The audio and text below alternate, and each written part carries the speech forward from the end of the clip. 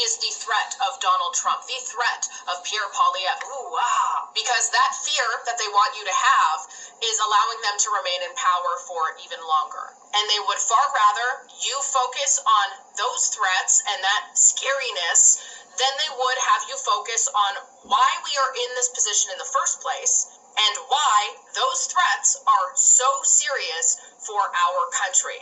And I'll give you a little secret. The reason why they are is because of the Liberal Party's policies. That is the only reason why. Isn't it kind of weird how you have Canada saying, we're going to do reciprocal tariffs dollar for dollar on the USA, and you don't hear anybody in the US panicking and losing their minds in the same way that Canadians and Canadian media is over this. And why is that?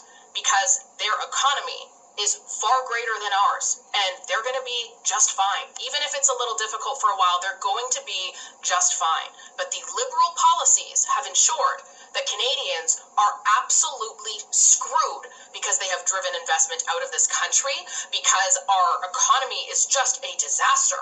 Yet they'll still say, we're the best in the G7 because they included the CPP numbers that are in savings that are not supposed to be spent in that, and then they're also including the very temporary spike that mass immigration has on GDP. You can look into that on your own. I've done dozens of videos on it myself. But that's the reality that we're facing here. You have some really bad people who really want to stay in power, and that's quite evident when you listen to them. And you listen to them and you analyze it, and instead of just feeling afraid, you think to yourself, why do they want me to be focusing on this right now? Only thing that they